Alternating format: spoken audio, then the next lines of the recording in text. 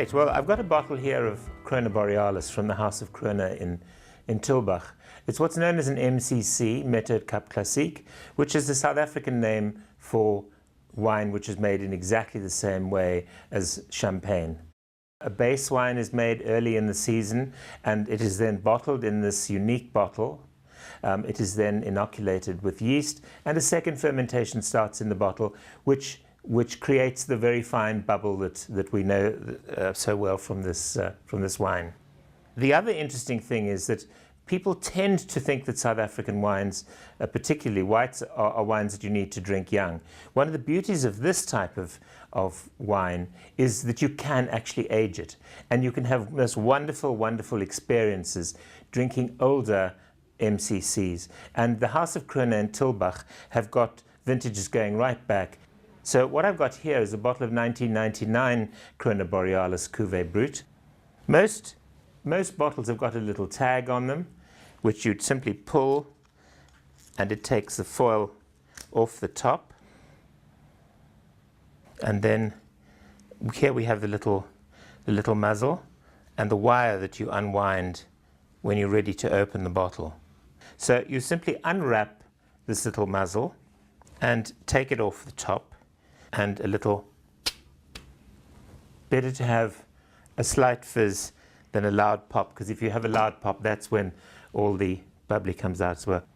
This is what the MCC cork looks like after it's taken out of the bottle, and it's, of course, is what we think of as an MCC cork. But in fact, that's what it actually looks like before it goes into the bottle.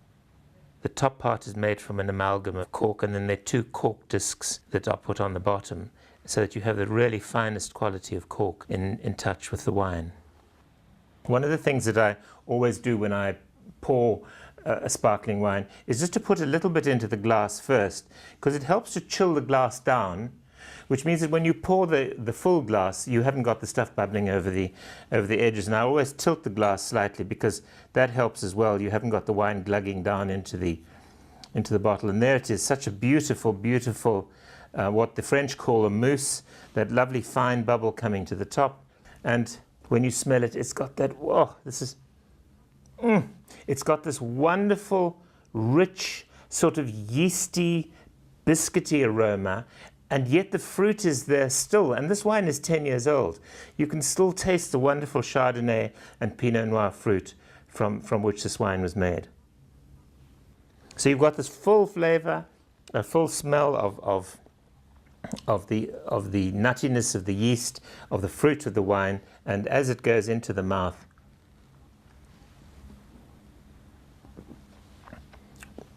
it fills your whole palate with this wonderful, wonderful fruit. And of course, the bubbles on your tongue make it wonderfully fresh. And when you swallow, you've got that lovely, lingering taste. And 10 years old too, which just fascinates me, that a wine can improve over 10 years the way this one has.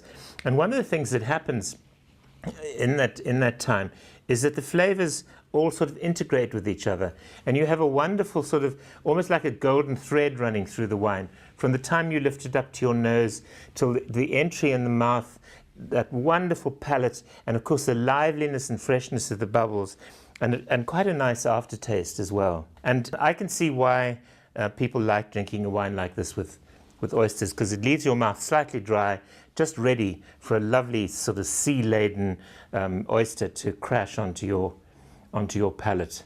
A really nice glass, and stunning to drink on its own as well.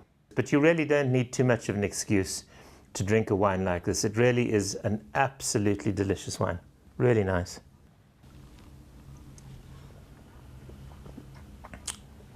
Cheers.